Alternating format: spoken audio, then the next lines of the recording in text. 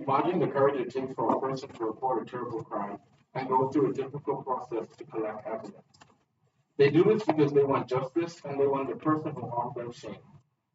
The problem is, months later, they find out that evidence, the rape kit, is sitting on a shelf, unexamined and gathering dust. This weight more adds pain to their recovery and delays justice. This is not just one. This is not just one bad situation in one place. It is a massive national problem across the country. Tens of thousands of these evidence kits representing a person who bravely reported a crime remain untested in police and forensic storage. It isn't just about delayed justice for crime. It means a huge number of cases go unsolved, and people who caused harm are not held accountable. I will show you why the rape kit backlog is a failure of our justice system caused by a lack of funding and urgent food. To solve this, I believe that we must look at solutions within the government. Testing these kits is one of the most direct ways to bring safety to communities and give survivors the justice they deserve, as well as the peace that they would need mentally. The backlog of untested rape kits is a huge hurdle to justice. In the past, there were no clear rules for testing, so kits were often not sent to labs at all. They were collected, stored, and sometimes forgotten due to the lack of legal requirements. This created the massive problem we see today. Today, the laws in many states require kits to be collected, but the system breaks down right after. The new kits combined with old ones means the labs are overwhelmed. The kits are collected, which is the first step, but then they sit in storage unanalyzed. This waiting is where the failure happens. If we continue like this, the backlog will only grow. This means fewer crimes will be solved, more people who committed crimes will walk free, and survivors will be stayed in the system that's supposed to protect them. The failure to test these kits means potential DNA matches that could link cases, identify repeat offenders, and bring justice are simply being ignored.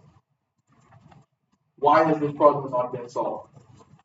Oftentimes, there is a lack of real urgency from the community and lawmakers. Some people may not see this as a top priority for public funding.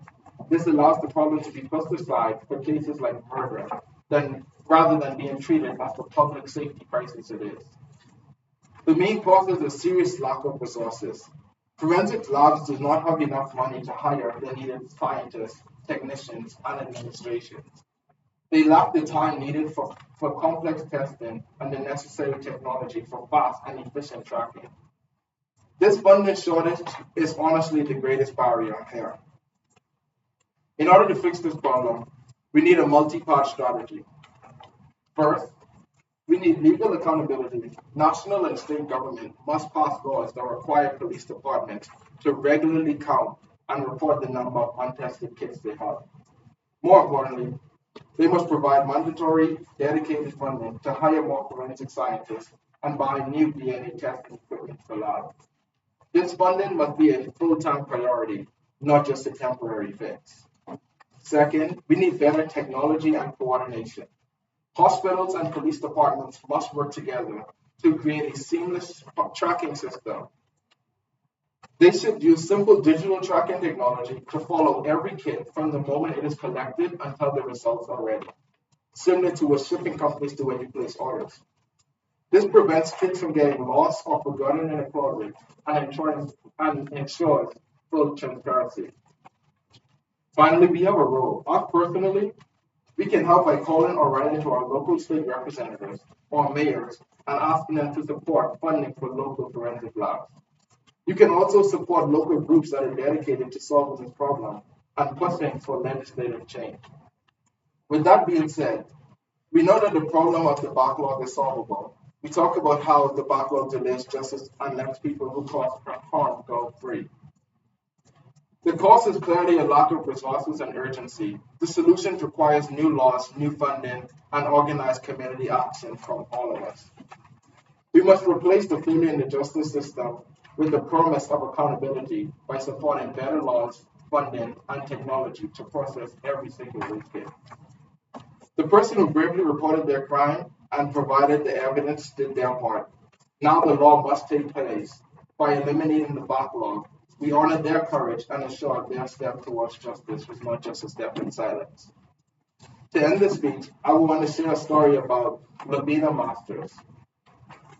Lavina was raped by a stranger in her hometown, Texas, when she was just 13 years old. This event happened in July of 1985, when she was just a sixth grader. She had been sexually assaulted by an unknown suspect. The process of collecting evidence for the rape kit lasted several hours, and I was devastated, said Lavina, but just as difficult as the 20-year wait for that evidence to finally find results. Her rape kit sat idle until 2005 when the Dallas Police Department reopened the case on the part of a new desire to solve all crimes. DNA testing had not been available when Lavina was assaulted, but in 2005, police said they discovered the DNA in her kit matched a DNA sample from a man who was already serving time in prison for unrelated crimes, including sexual assault. But the suspect could not be prosecuted in this case because the statute of limitations had run out. In other words, it was too late. This story is a prime example of our justice system failing and why we should allocate funding to stop situations like this from happening again.